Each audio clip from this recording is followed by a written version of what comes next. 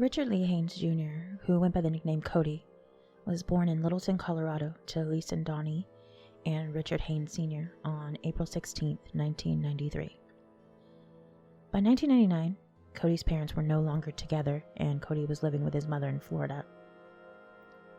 In October of 1999, Cody's mother was jailed for child abuse and he, along with his sisters, were placed with their father. Lisa was not allowed legally to contact her son for any purposes. In December of that year, Cody, his father, and his father's girlfriend moved to the small eastern Washington town of Kittias. Kittias is a small community with 1,100 residents. It's isolated, flat, and windy. There's a grocery store, a car repair, fishing supplies, all in one store called Johnny's, a school, a post office, and a few random businesses. There are no banks or fast food restaurants. The primary profession of Kittias is farming hay, and the police department only has 2 employees. 10 miles down the road is the larger town of Ellensburg, Washington, home to Central Washington University. At the time of Cody's disappearance, Ellensburg was home to 17,000 people, 10,000 of whom were college students. The town of Cleum lies 25 miles west of Ellensburg and boasts a population of 1,800. These are the only settlements of note in the country, which is situated in the middle of Washington state along Interstate 90. I hope this gives everyone kind of a reference to understand the type of area that we're talking about. Cody and his father moved to Kittias, Washington, where they lived in a 2-story, 2-bedroom apartment downtown with Richard Sr.'s girlfriend, Marla J. Harding, and Cody's 4 sisters. It's unclear when Marla came into the picture, but the couple was not married at any point before Cody went missing. At least one of Cody's sisters, Samantha Dobbs, was a half-sister. I'm unsure of the other 3 sisters' relation to him, and it's unclear if any of the girls that lived there were Lisa's children. In the home, the girls slept in one bedroom, and Cody and his parents slept in another bedroom. For whatever reason, there was no door on the master bedroom. It opened straight into the hallway. The home was not a traditional apartment building, but rather it was a dwelling in an upper level of a business. There was a yard behind the property. Neighbors occasionally saw 4 girls playing in the backyard, but rarely saw a boy outside. One neighbor reported that he didn't even know the boy lived in the residence.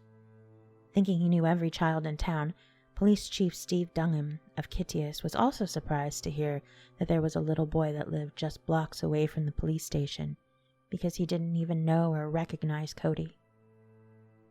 In late 1999, Marla J. Harding, occasionally called Marla Jade Harding or Marla Harding Haynes, was working as a social worker in Ellensburg, and Richard Sr., who goes by Rick, worked at a tow truck driving company in Ellensburg.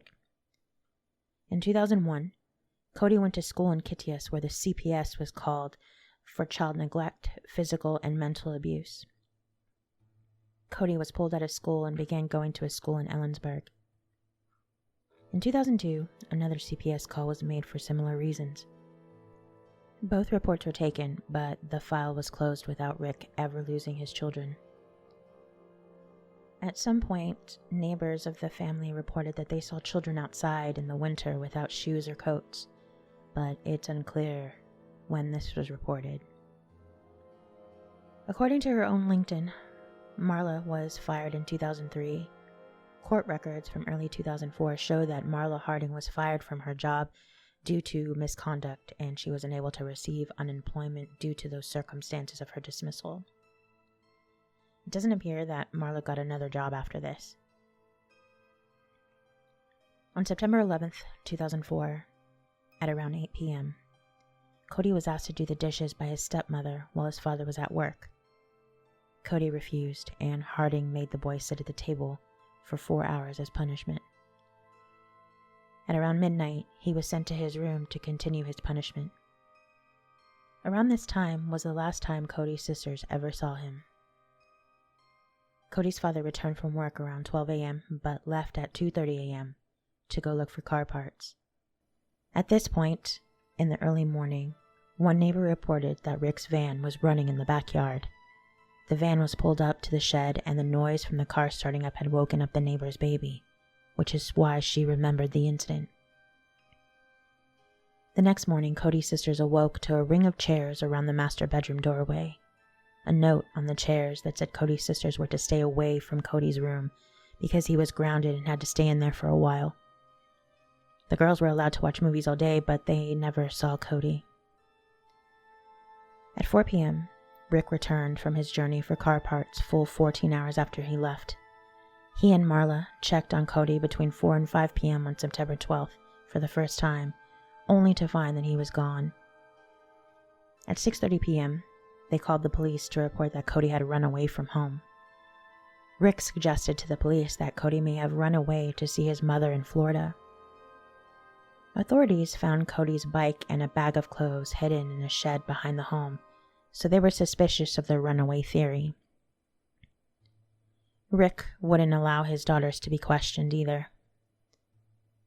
When it came to light that no adult had checked on Cody for close to 18 hours, Rick's 4 daughters were removed from the home and placed into foster care on September 21st. Social services reportedly took the children away based on lack of supervision in the home and abuse for not allowing Cody to eat, drink, or use the toilet while he was being disciplined, although it appears that the bathroom was attached to Cody's room. At first, the girls had nothing to say about the night that Cody disappeared, but later, interviews revealed a chilling story. On the night that Cody disappeared, he was severely beaten in the kitchen. At one point, one of his sisters checked on him, and she was told to mind her business and whacked on the head. At some point during the night, the girls heard a loud thud and Cody stopped crying. At this point, Rick left on his journey to find car parts. He drove 250 miles in the middle of the night, driving from Kitius to Toppenish through Yakima, west of Natchez, and then somehow ended up in Ritzville before breaking down and having to call for help. Rick bought no car parts that night. 2 days after Cody's disappearance, Rick sold his van for scrap metal with car parts. Thankfully, the police were able to recover most of the van. Due to a mix-up at the scrapyard, the van was not towed immediately. In early 2005, once Cody's sisters started giving interviews to law enforcement, a search warrant was issued. They seized Marla's car and raided the home. In the kitchen, the flooring had been replaced without the knowledge or consent of the landlords. One article also says that the camper owned by the couple was searched. During the execution of this search warrant, police made a significant discovery, but they've yet to elaborate on what was found. Investigators wanted to question Marla and Rick, but both retained lawyers and refused to talk to investigators unless they were interviewed as a couple together with their lawyer. Immediately afterwards, Marla and Rick got married. Many have speculated that this was so Rick and Marla could not be subpoenaed to testify against one another. However, spousal privilege only protects you against testifying to things that happen while you were married.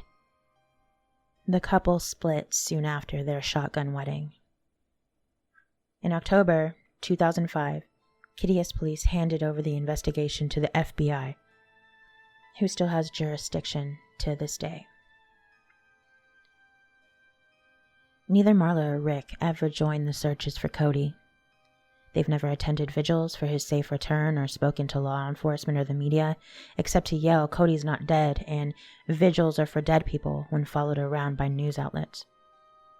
In January 2005, Rick even tried to get a restraining order against the chief of police in Kitius, but was denied. Eventually, Marla moved to California and Rick moved to Seattle. At some point, Rick was married again to a woman named Mary, before his untimely death in 2019. Subsequent interviews with Cody's sister revealed that all the children were often beaten with various objects such as chairs by both adults in the home. However, Cody got the brunt of the violence.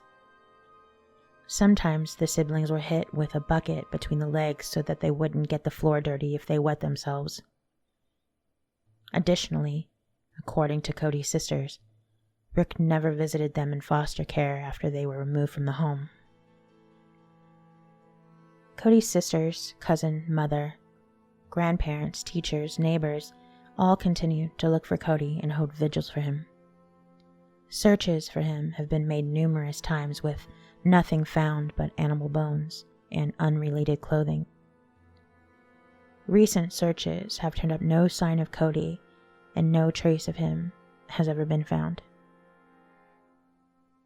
If you have any information regarding the whereabouts of Cody, please call the number below.